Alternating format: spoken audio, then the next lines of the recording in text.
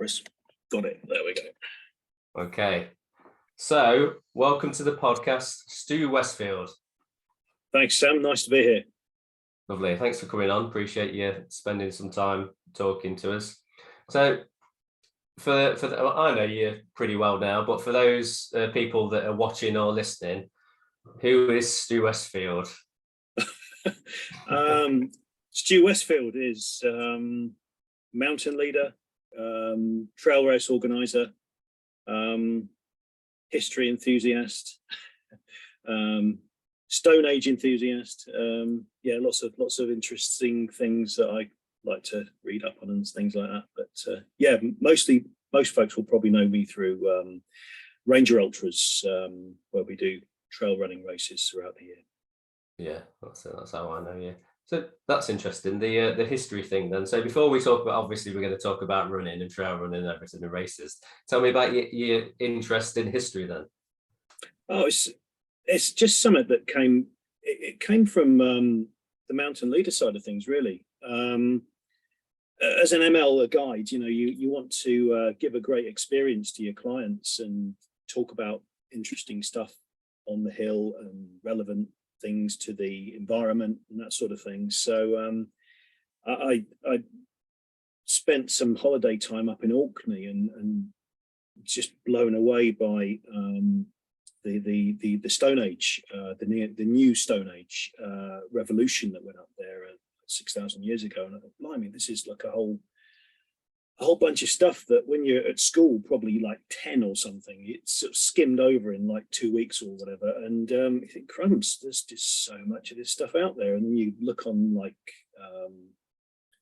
maps that show these sites all over the UK, and you're thinking, crumbs, we really do have such a rich heritage in the UK of Stone Age sites and Mesolithic Middle Stone Age sites, or as well as the more well-known castles and things like that. So it's it was just something that came out of that, and I just got more and more into it, and did a couple of courses, and sort of just delved a bit of a deep dive into it, really, and it's become something of a passion, really. It ties in with the bushcraft stuff because I also work at the Peak Centre, so we do bushcraft there, and sort of that Stone Age ancient living skills thing just dovetails quite nicely, really. Yeah, it all fits in, doesn't it?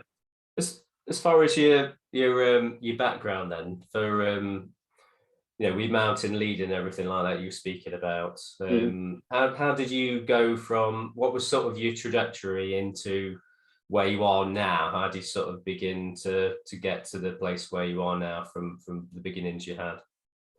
I was started off with a bit of an epiphany, really. In my 20s, I was a aerospace engineer, and it sounds, that's really interesting. And I too found it quite interesting for about 5 years, and then spent the next 10 thinking it was as dull as ditch water. So I thought I was lucky at that point. I had a reasonably good salary, and myself and my wife Dolores, we went on a safari to Tanzania, and it's that moment really that just sparked this whole thing off. And I just met some really inspirational guides over there, and I know nothing about safari guiding or anything like that, but just the experience, the quality of the experience was something that spark something off. And after that, I went on expeditions as a client, and met again just a whole bunch of really inspirational leaders. And I thought, I've got to think, actually, I like doing this more than engineering. How do you get into this? How do you sort of become a leader of an expedition leader? And found out more about it, and spent several years gaining experience and qualifications and that sort of thing, and led several expeditions of my own for companies to mostly East Africa. So crawled around there quite a bit, had some amazing experiences, and it was every bit what I'd hoped it would be, in experience that I could provide to people new to that environment. And it was a little bit after that I actually got involved originally with the spine race. Just applied for it. There was a call for a mountain leader to do their race sort of safety supervision. It was back in the first year of it, so there was not many people there. And basically got through the interview. I later found out that it was just the way I presented what I thought would be the experience that the runners were looking for. Is what I thought not too deeply about, because it was almost instinctive, but sort of just the way I presented at the interview was different to what lots of other folks were presenting at the interview, which was like, I've climbed Everest, I've done this, I've done that. And I always thought, well, with these sort of burgeoning ultra trail running events, it's at the time, right, I thought it's not about me, it's about the experience that the people were having, the runners, the participants, and well, that's the focus that you need to have. I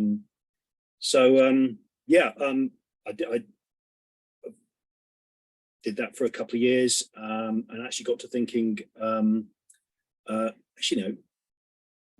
I could do this myself. I could actually provide the kind of experience that I aspire folks to have. And so we set up, as well as Ranger Expeditions, we then set up Ranger Ultras. And that's where we started. We started with one race and then built it up and added more. All with that emphasis about it's the runner's experience, it's the runner's enjoyment. It's them what it's all about. Yeah, it's interesting. That is. Yeah, I've not realised that it had come about in that kind of a way. What was the first race that you organised then through Ranger Ultras? First one was the Peak District South and North. Geographically, I'm lucky to live in the Peak Districts on my doorstep, so it made a lot of sense just to have something local to start with. The idea was that we would traverse the whole of the Peak District over a weekend of running.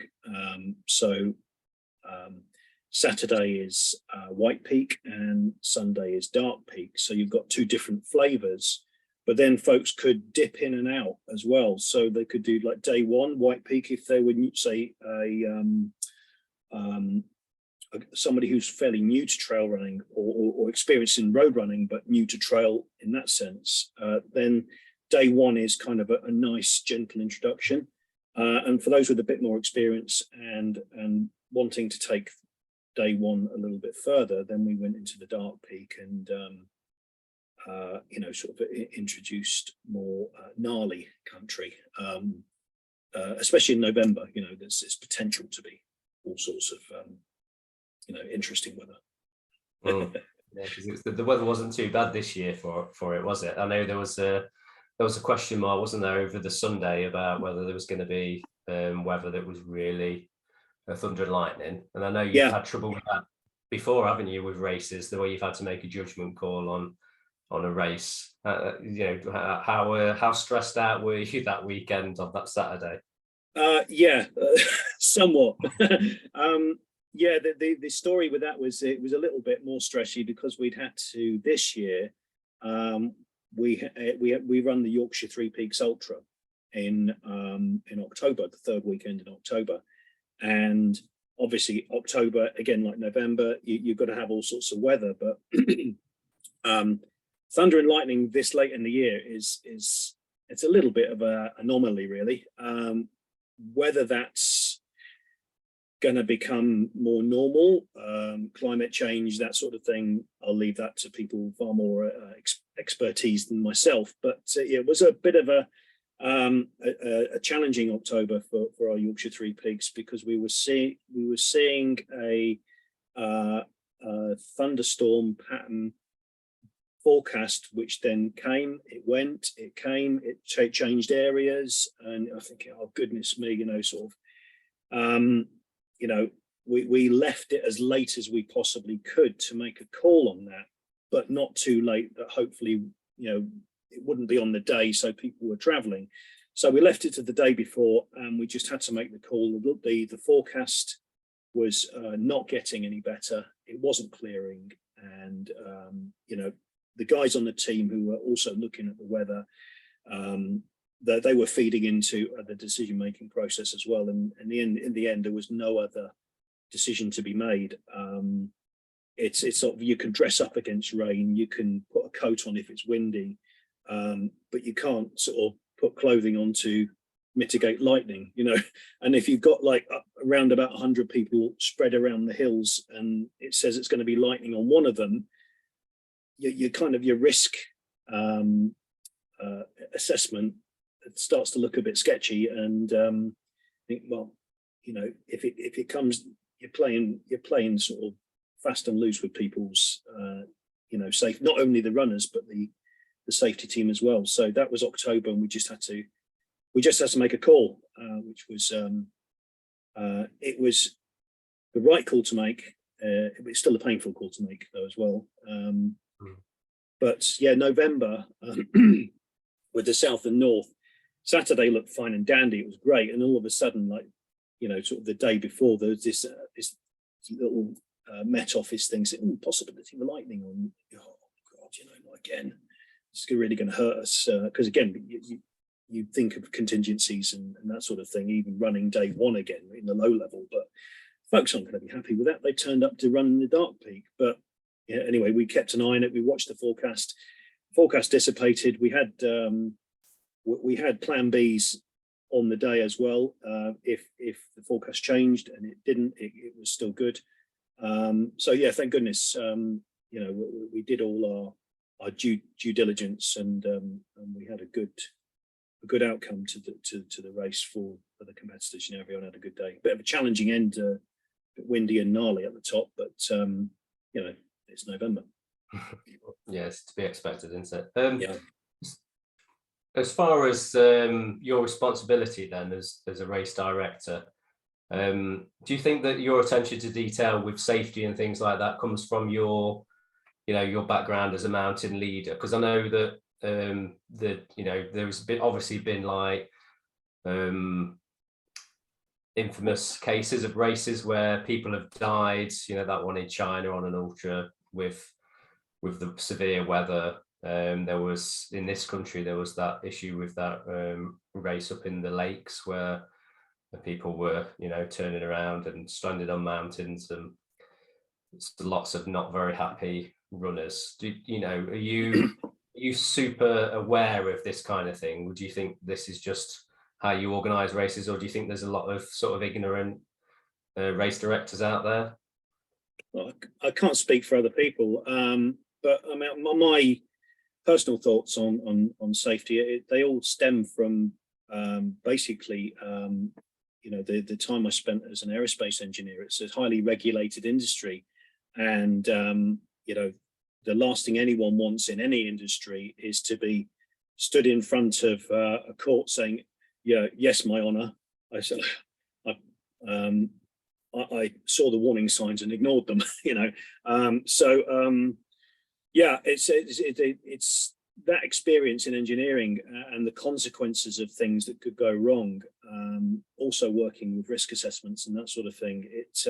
It does make you focus on the detail, and I think that's probably an engineering thing. I mean, one of the guys on our race, Al Pepper, he's also an engineer, and when we were running through the scenarios for November, which I've just mentioned, and we were literally, you look at the process, you break down the process, you look at where in that line of process, if you have like a safety escape, what's the consequences of that? You see these things on TV with the air crash investigations and that sort of thing, and it's always a process. There's always a chain that that suddenly all the ducks line up and you have an unsatisfactory outcome. So that's how my mind works with these things. I can't speak for other people, but I do drill down to that detail and take it particularly seriously, because, as I say, it's supposed to be a fun day out. but it's a fun day, and maybe even a testing day where people go home tired and maybe a little bit bashed up with the weather and that sort of thing. But we don't want to see people going home in an ambulance or worse. There's a level of enjoyment, and type 2 is good, but type 3 and beyond is maybe not so good. Yeah, that is true. Yeah.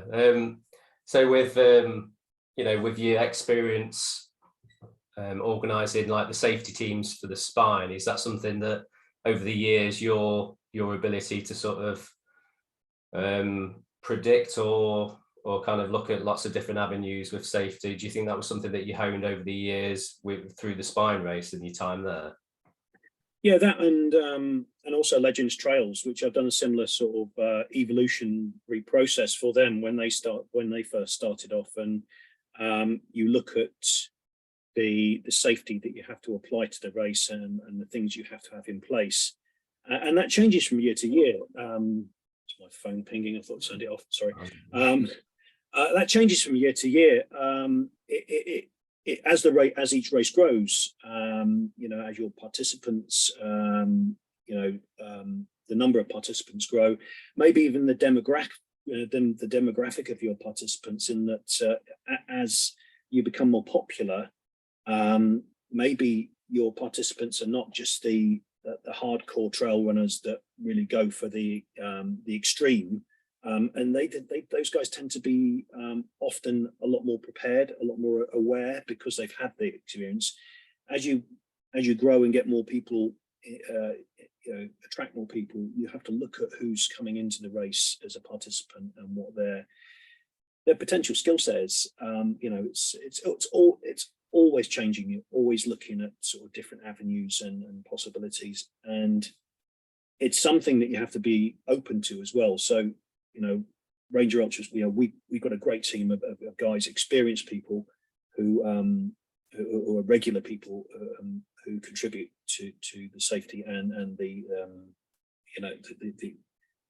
organisation, and you listen to them, because that's the thing. People have got so many different experiences that you bring that together, and then you formulate a decision based on the sum of those experiences. It's so important to listen to the team. That's how we do it. But we do take it, pretty seriously, to make sure folks have got a great day on the hill, that they can enjoy, come back and celebrate afterwards. And it's by doing all those things that you end up with that great outcome at the end. Yeah, that's it. Yeah, that's what you want. You want people to come back ultimately, don't you? So you want people to enjoy what they're doing. So obviously you spoke about having to cancel a race, and obviously that would have an impact on the business. I just wonder about your thoughts on because I did a Ranger Ultras race, a few years back before the pandemic. How did the pandemic affect you as a race organisation? I guess it was as painful for us as it was for many other people. We had a couple of races which were couldn't do anything about. It was just, that was it, lockdown, nothing you could do.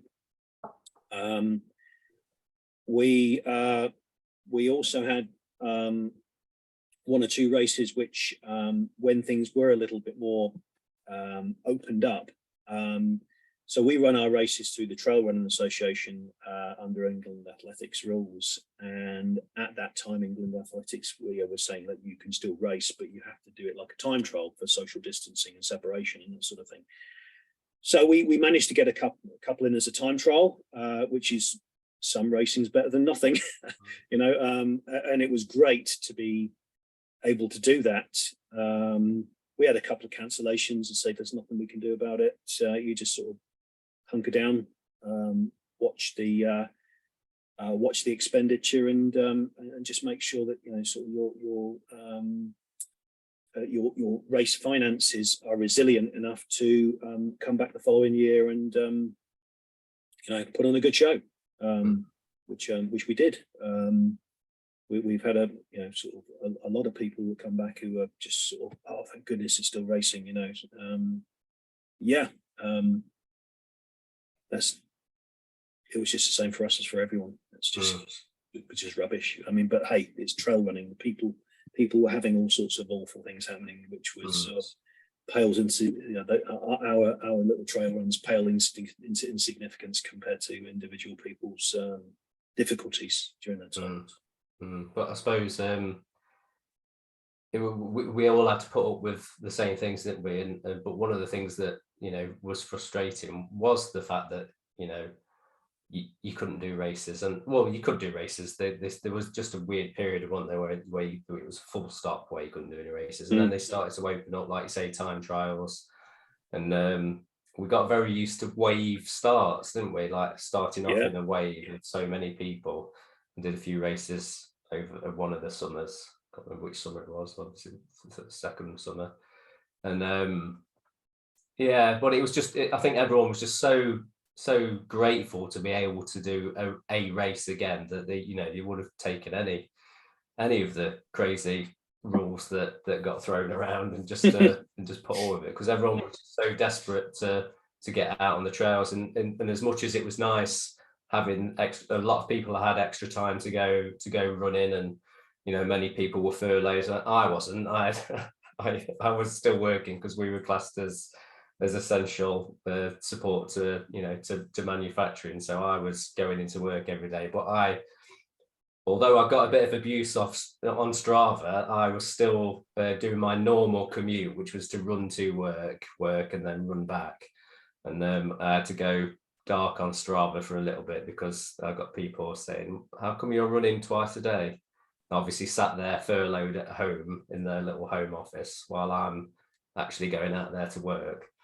So it was strange times, I think, for everyone. I think COVID brought out it brought out the best in people, and unfortunately social media being what it is tends to bring out the worst as well. But I mean, it's sort of it's you just got to get by, haven't you? Got to put food on the table, you've got to go to work. That's it. So you managed to put on some of your races through that weird period. So as of now, then, how many races do you have on the calendar in a normal race year then? Let's see. We've got our spring. What's tended to happen is we've gone for a spring sort of season and a autumn season, and so spring season now is settled down into the PB18 and the PB55. These are kilometres, by the way, which is based out of Hayfield in the Peak District. Pennine Bridleway is come back to that in a minute if you like. And then we've got the April, our new multi-day sort of adventure. A sense of journeying on the Pennine Bridleway 137 and 270. So that'll be our second year this year coming to do that. And then we go to the autumn season, which is we've got High Peak 100, Yorkshire 3 Peaks Ultra, Pennine 50, and the Peak District South and North in November. So that's how we're not really sort of ventured too much into midsummer at the moment. I don't know why that is. It's just sort of that's how the dates work. But we've so we got our most established races, the Yorkshire the Peak District South and North, which is probably currently our second most popular. Our most popular is definitely the Yorkshire 3 Peaks Ultra at the moment. I think it's because it's got that title that people identify with very readily. It's really popular. We're not growing it anymore. We've made a conscious decision to cap numbers and that sort of thing because, come back to that in a second, but with the story behind that. But then we've got to say our new ones are the High Peak 100 and the Pennine Bridleway ones, which we're currently growing. But the mention of Pennine Bridleway, it was something that sort of we it didn't happen by accident because it was intended, but it just seemed to have been a nice set of circumstances which came about to do that. So in Hayfield, Pennine Bridleway comes almost past the front door, sort of thing. So we started off with a 18-kilometre sort of intro to trail running and a 55-kilometre ultra on that, and yeah, some great trails. Pennine Bridleway, nice running trails. You don't get too much bog. The scenery is still epic. You know, it's got big sky scenery. Yeah, this is good. You know, we like this. This is everything that we like. And so it was a couple of years ago that we started to think about, well, isn't it about time, amongst all our other races, that we did something a bit more multi-day. And at the time, I believe this is still the case. There's nobody else doing the Pennine Bridleway as well or as good as we were. So we thought, well, okay, let's join it up. You know, we're already using bits of it on several of our other races. So join it up. Let's make it multi-day. Let's have a look at it. And we started off, say, this springtime just gone, doing the Pennine Bridleway 270-kilometre all the way from the start at Middleton Top to Kirby Stephen. So yeah, it was a part of the natural growth of the races, and how we grew into that was basically based on geography and experience. So yeah, that's what we are with our current offerings. What we're finding is that there's a lot of runners who they're very much focused on our established races, and I don't know whether this is post-pandemic or whatever. So we're doing very well with our established runner, but it's now getting the message out there that, you know, our developing running races are every bit the enjoyment that there is on the established ones, and it's just getting that message through there that you know, you don't just have to settle for the Yorkshire's Repeats Ultra or the South and North. You know, there's a whole calendar of great events, all which kind of, if you start with the 18-kilometre, you can build your race sort of experience with us as well, and have a great day throughout the year. You know, spring and autumn. I know. So the Pennine Bridleway. So when I did that race, was it? I think was it 57? Did it check? Did the route change? Yeah, it did. Yeah. So we started off with 57. So we were bussing people down to Middleton Top. Yeah. And the cost of transport these days, it's just well, yeah. The coach companies have got to make the money as well as everyone else. But I mean, we're finding transport costs are trebling in the last 3 years. So hang on a minute, what can we do with this? And so what happened was with the introduction of the High Peak 100, which uses some of that section as well. So okay, well, High Peak 100 starts and finishes in Out and Back, and it finishes in Whaley Bridge. So we're already using part of that course there. So do we need to bus everyone out to Middleton Top and take a massive hit on transport costs, or do we make it an Out and Back from Hayfield on a different section of the trail? Just made sense just to take away some of the cost and have everyone starting and finishing at the same point. So yeah, that's how that became, went from a 57-kilometre to a 55-kilometre. So that's how long did the 57 run? How many years was that the route? There was 1 year, and then we were going to do it. The second year ended up being pandemic, and so I can't remember whether it was cancelled. And then I think it was cancelled for the second year.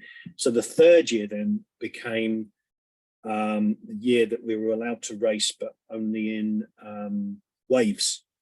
And so we thought, oh, well, we can't put everyone on the bus then racing waves from the other end. That's just silly, because that's corralling them together.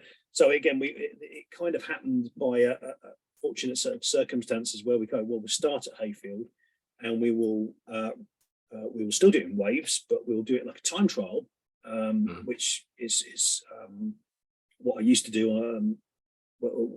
Originally, I was a time trialist on the bike, so I thought, oh, hang on a minute, we can bring some of that into trail running here, and we could start doing the 3, 2, 1, go, that sort of thing. The race. So that's how it ended up as a 55, basically, because of the pandemic, basically. Yeah. Okay, so that's okay. Let's put that into perspective now. So that was so the year I did that race was the year before. That was the year before the pandemic. Then that's right. Yeah, I think it was. Yeah, it seems such a long time ago now, doesn't it? So 2019. Yeah, it was early on, isn't it? Yeah, early 2019. Okay. Yeah. So my course record for that race still stands then. Unbeaten. Only because the race was never put on again. Yeah, I'll keep that. Didn't you get the course record for the South and North as well last year? Yeah, last year. Yeah, and then it got smashed this year by about what was it? Another 20 minutes off, was it, or more? It was tasty. Yeah, it was quite a tasty finish. But take nothing away from you though. It's sort of it was. I think I took nearly 40. It was 38 minutes I took off when I did it.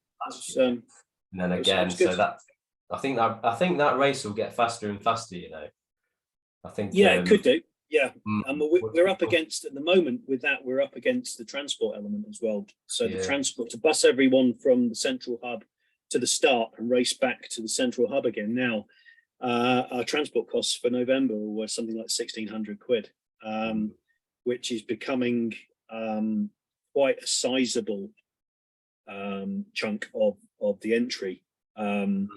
And with all the other costs going up, we're currently reviewing the course on that. I was gonna say, have you thought about doing it as a point to point, going Ashbourne to Edale, have this stay over on the Saturday night, and then on the Sunday just start Edale again and just carry on up and finish it, and then just say you have to be picked up. I've got to have somebody at the finish line to pick you up. That's what we did in year one. Oh, really? Right. Yeah, yeah. South and North year one was all the way through, but it wasn't popular with the runners. They had to then find their way home from Marsden at 8 or 9 o'clock on a Sunday evening when there's no public transports on, all sort of gone to bed. Nice. So we then tried busing everyone back with a shuttle bus a year or two after that. And that was just a nightmare to organise because you don't know when people are going to finish, and people obviously things happen on the trail. Of course they do, and there were so even with an allocated estimate finishing time, and we try to put the buses on a roundabout. If folks are having a great day or a bad day, they'd be completely off the estimate. Understandably, no problem. But it's just trying to then coordinate buses with people. And then folks would come in and say, right, where's my bus? Well, it's in Edale at the moment, coming back, So I just sort of, I used to have hair before that race. So no, we that's why we ended up we'll do the bus at the start and then race back to Edale seemed to be the way. And that's worked well for, 2 or 3 years now, but just cost of everything is just going sky high. So we have to think again.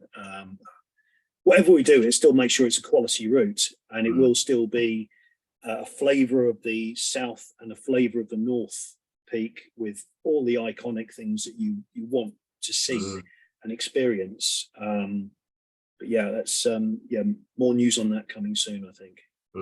So I'm guessing that would that be kind of like a figure of 8? So you'd sort of start at Edale and go out and loop back to Edale, and then the next day go out and loop around and come back. Yeah, it's going to be loop. If we get the permissions, it will be loops. Yeah, good loops. Sort of that'd be great.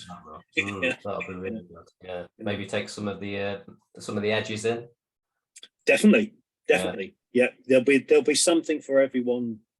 Yeah.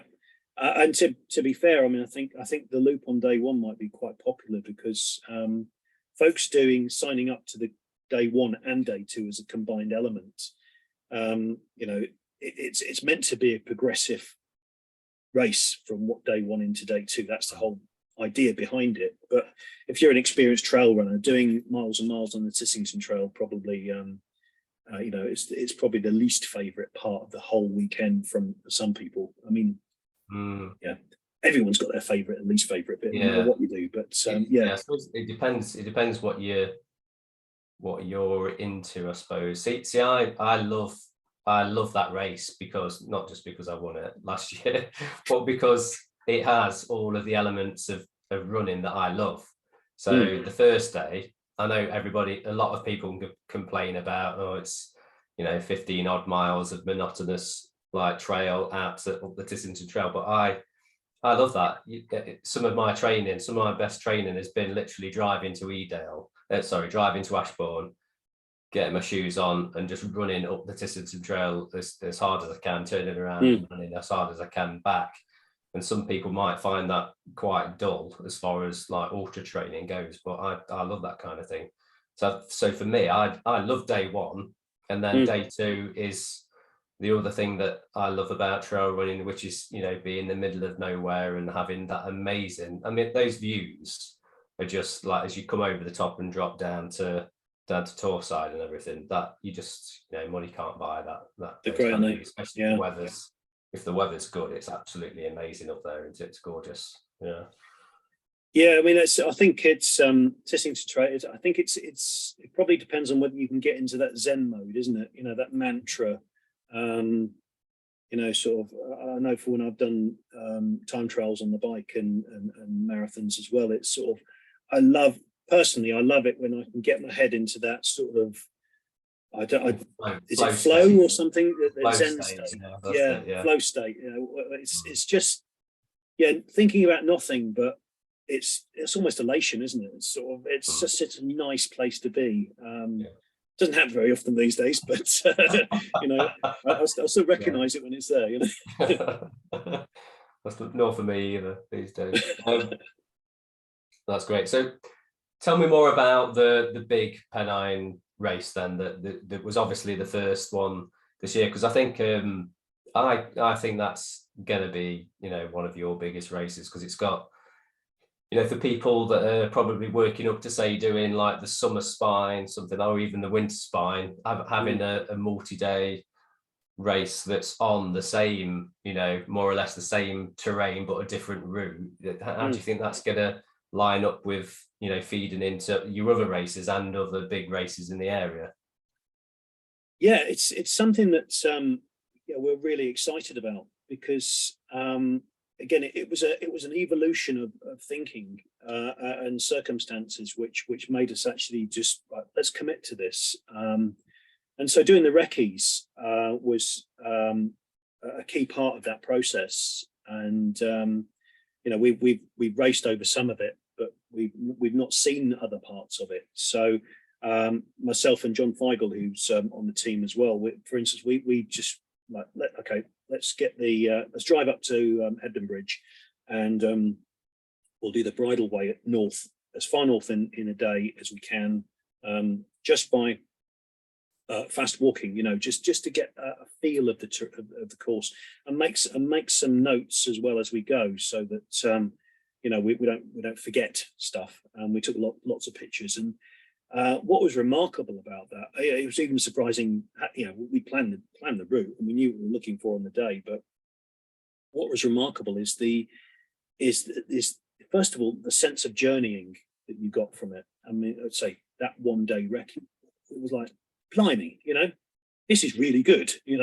It's a sort of Pennine Bridleway. You think, is it like a poor cousin to some of the other national trails? Not by a long shot. The scenery is panoramic. It was we were just sort of wow. There's some proper good scenery there. The trail is it's more solid than sort of Pennine Way, Bogfest at times, for instance. You haven't got too much bogs on the Pennine Bridleway. Let's not forget it's designed to take the footfall from horses and mountain bikes as well. But at the same time, you're thinking, okay, well, this is a great surface. So if you've got like a fast runner who's really keen to rip it up, there's nothing to stop them, you know. But then again, if you've got like a somebody who's new to this kind of level of this kind of distance, and it's maybe it's a first foray into multi-day.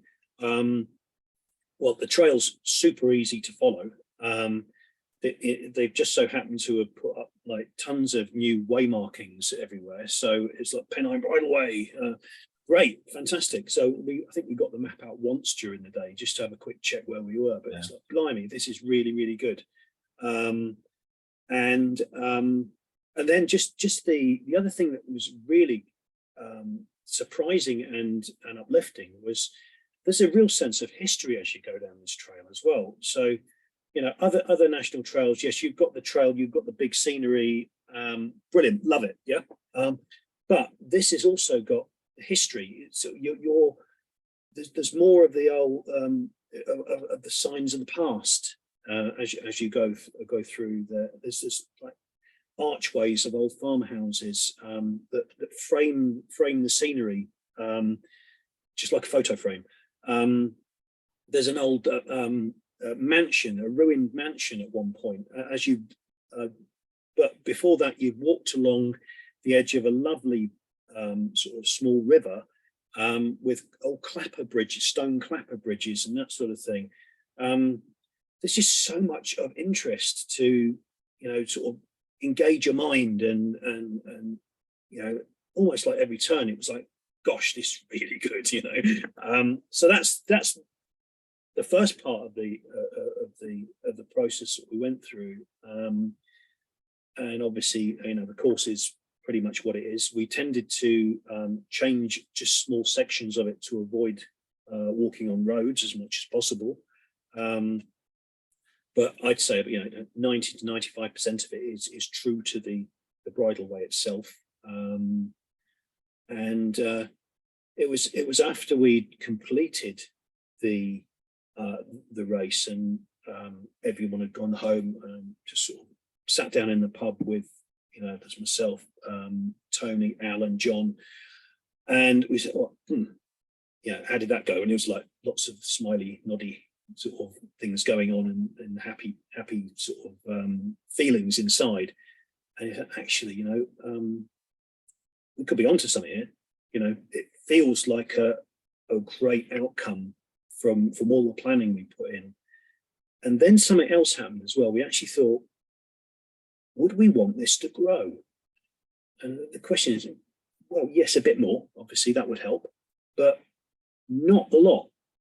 So I think the magic of what we just sort of put in place was that you could probably have up to about 50 runners participating, not overload the checkpoints, and make sure that those runners had a really quality experience in the checkpoints, with the team in each checkpoint able to, you know, give the best of themselves in the spirit of the race, and that sort of thing to the participants. So there's, you know, sort of fostering a real sense of camaraderie amongst the team and the participants. So it's like in it together, which is it's always a great feeling when have that sort of spirit in the race.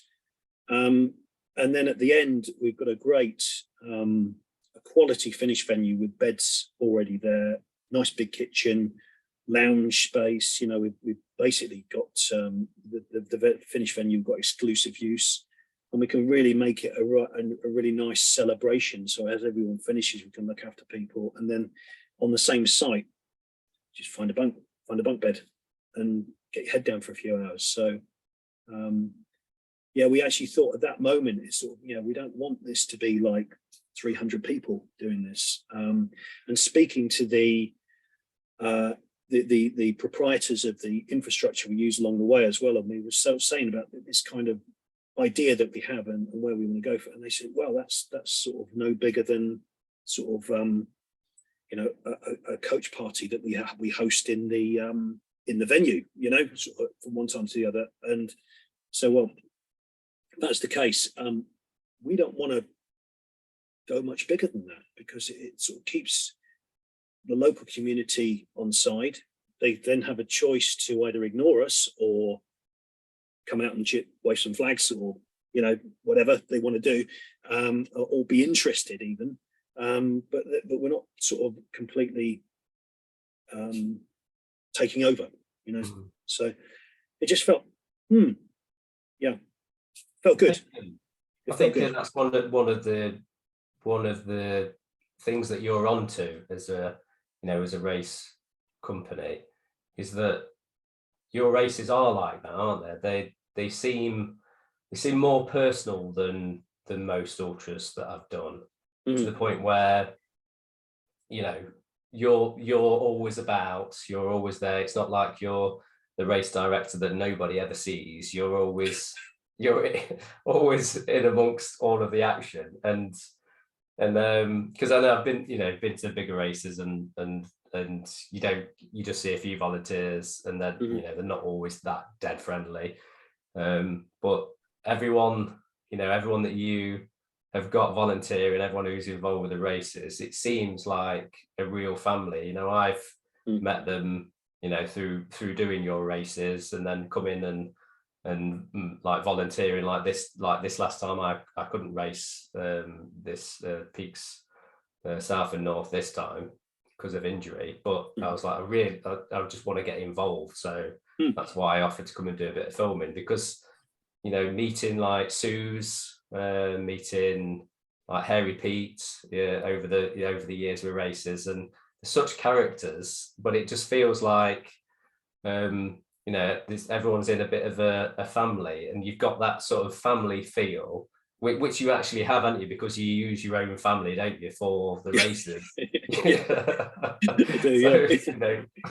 With your dad and your brother-in-law, that's right, and your nephew, and it's as big or as small as your races are, it still has that family feel to it. So do you feel like that's an advantage that people were drawn to as races? So now I am. It's something I'm drawn to.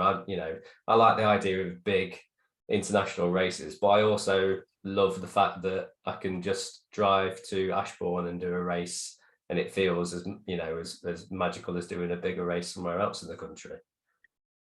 Yeah, it's I think it's something we've discovered rather than set out to achieve in a sort of contrived kind of way. It's something that we found our niche. It's what we enjoy doing, and I think if you enjoy doing something, then why not do more of it? It's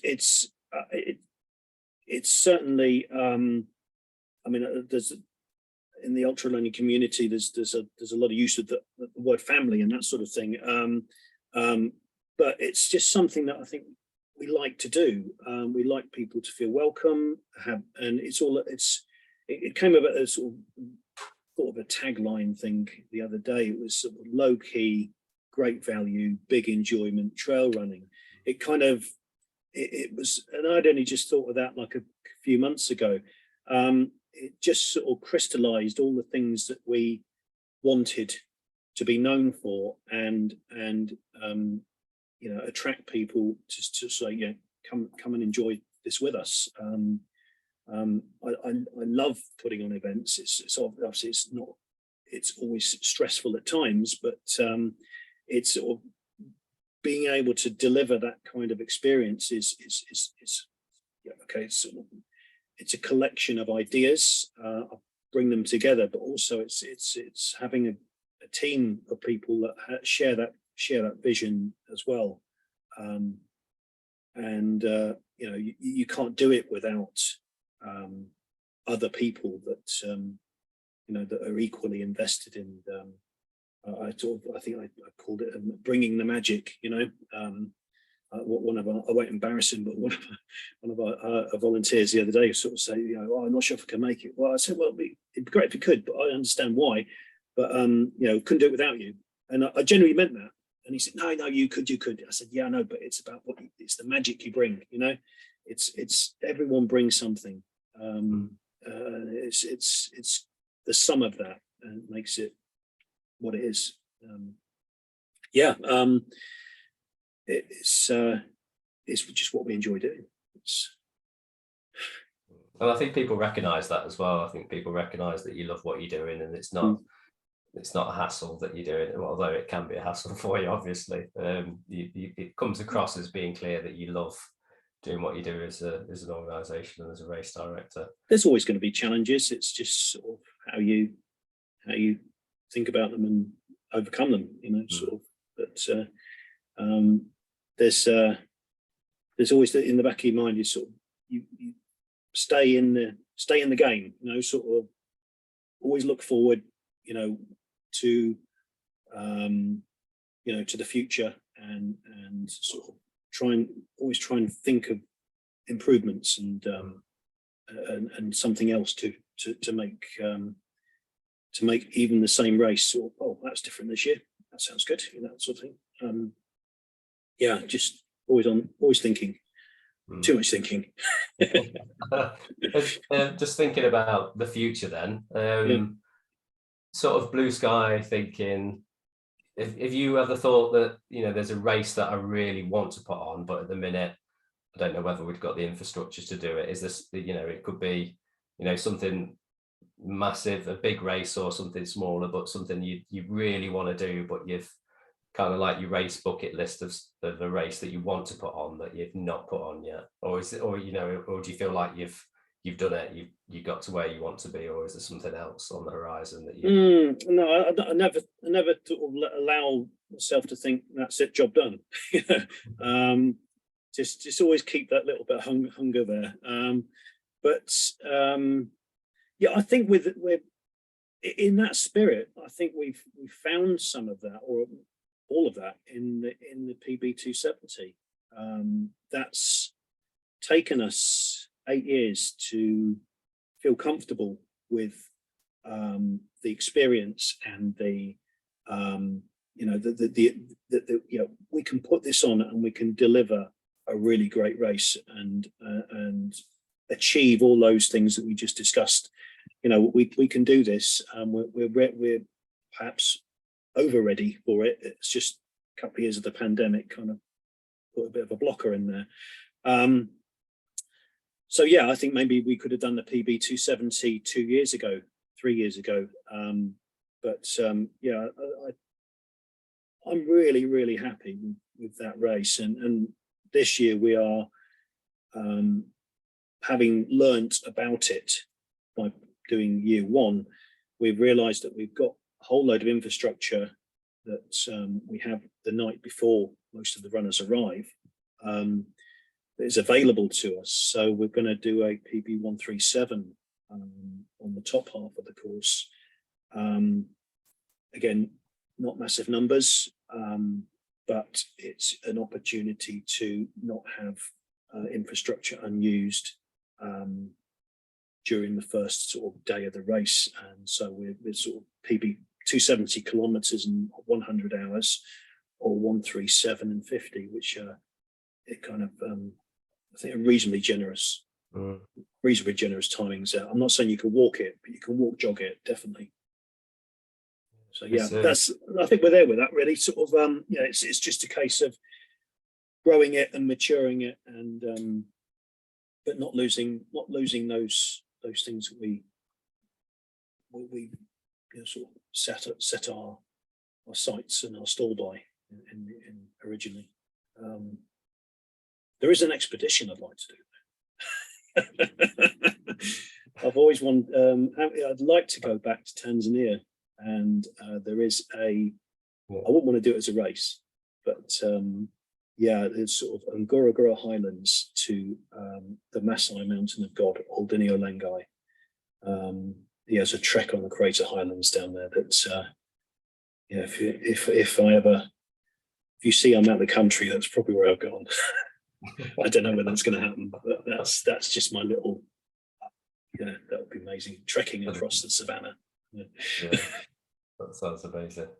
I was listening to an audio book today about that is where the Hadza tribe are from, isn't it? Hadza. The Hadza, just a bit south of there, Lake Ayasi. Yeah, that's another sort of last of the hunter-gatherers in East Africa, pretty much. Yeah. Yeah, it's a book about metabolism. So it was just that someone had gone out there an American guy was out there studying them and how their metabolism isn't any different to ours. That I think they measured.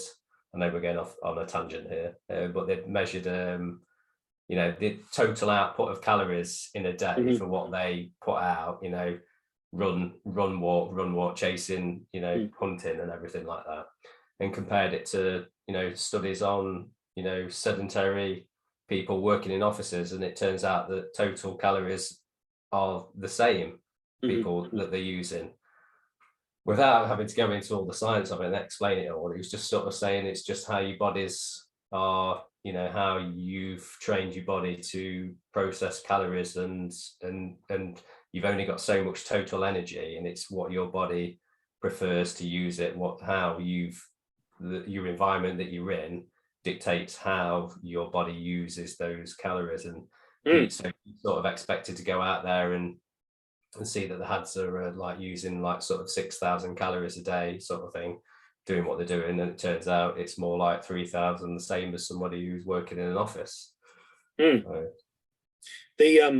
There's an interesting, I can't remember, I think it's on the BBC, and it's a couple of years old at least now. There's a guy that went out there, similar kind of thing, is sort of why the Hadza so healthy in terms of they don't have any of the Western developed world diseases, shall we say.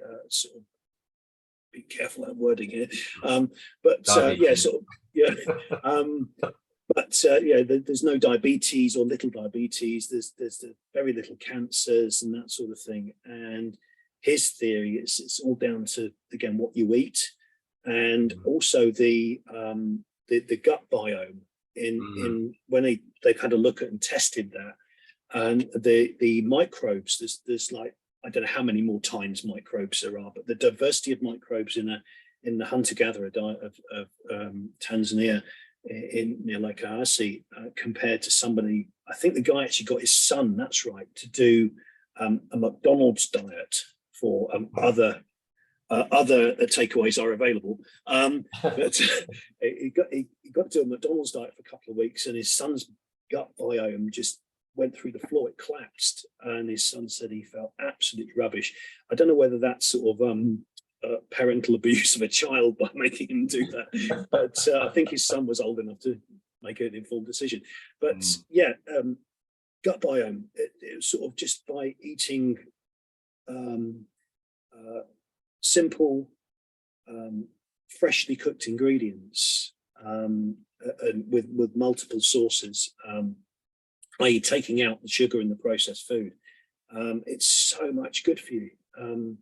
It's something that I'd found myself, not quite to that level, but on expedition in East Africa, you do eat more like a local diet, because imported food is more expensive, and actually it doesn't taste that nice after a while either. Once you've eaten pure fresh food for 2 weeks, it's sort of, the weight drops off, you feel great, full of energy, vitality. It's only a shame you come back to the UK and everything you eat is saturated with all sorts of rubbish. There's something to be said for that kind of very simple but rich and diverse diet. Really good. Yeah, it's love to go there. Be great. Yeah. Shall we go next week? It's winter here. We don't do winter here. Let's go. Let's go. Yeah. I don't know what the temperature is. What's the temperature out there at the moment? It'll be lovely, whatever it is. Yeah, I could do with going and sorting my microbiome out. It would probably stop me from being as ill as I've been just lately. Obviously, I've not mentioned this on the podcast, but obviously people will be able to tell that I've got a cold. And I just got over one. I've been in Ireland, and I had not sure. I've never tested while I was there, but I'm sure it was some form of COVID, because I know it, like, when I get a virus, it zeroes in on my weaknesses, which is my knee still. and I get all this like shocking pain in my knee, and then I've come back, got rid of that, and then I've got this cough cold thing, and I know it's a bacterial thing because it's not a virus because it hasn't attacked my knee. So I'm like in my 40s, slowly figuring out my own diagnosing my own illnesses there. So instead of going to the doctors, so I could do with a good boost. I tried last week. I was making bone broth out of chicken carcass, and making soup out of bone broth to try and boost my immune system. I've been mainlining turmeric with ginger, trying to which has helped actually. I think that's been quite good. I think turmeric and raw ginger, which I don't think the wife was too pleased about me stinking the kitchen out with grating ginger and then that's all right. That's nice. Ginger, bit of aromatic sort of food smells.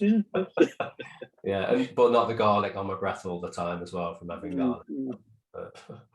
So what's your plans for this year then? What are you? Yeah, what's your better days? Yeah, I think once I've eased off. I mean, all year I've been suffering with my knee, and that was why actually the one race I did was the High Peak 100 Euro race in October. Wasn't it? Start of October? Yeah, September. Start of October. Was it September or October? Yeah, September. High Peak 100 September. Yeah, September.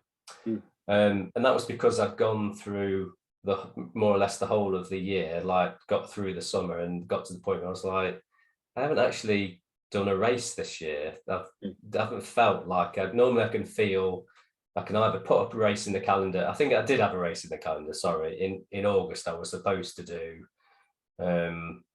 what's the race that goes over the Roaches, the Pete, I forget the name of it now.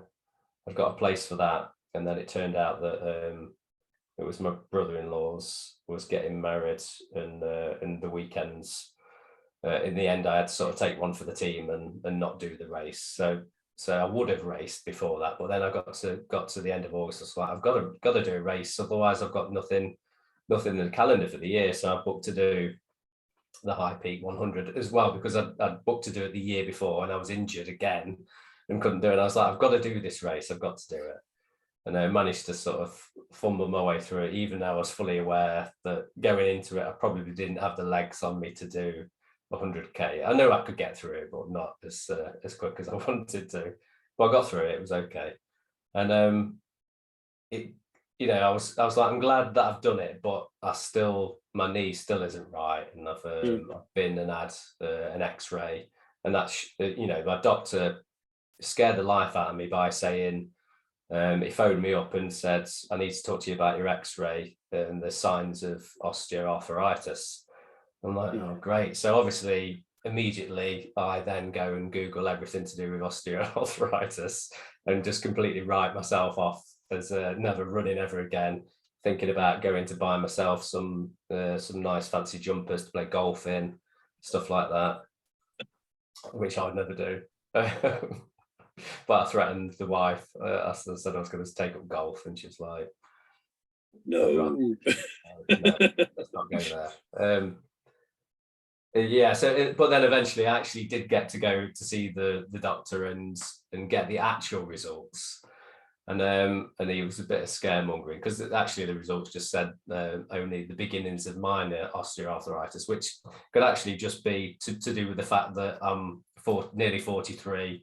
And something's going to get to me eventually, but it did make sense that all along I was saying to my physio and to the doctor that it's not my joint, it's definitely muscular. There's something muscular going on there that I can't sort out by doing strength work. I'd spent time and money making, even at work, I'd made myself a sled. How you see everybody pulling sleds, pushing sleds. It's like seems to be a new thing on social media of people doing that for knee injuries and everything. And I've made myself a sled. I was pulling hundreds of kilos, getting strength up, but nothing would shift this pain that I got in my knee.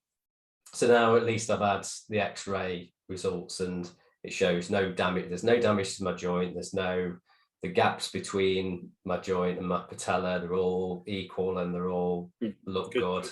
So there's no actual risk of anything actually wrong with my joint as far as osteoarthritis.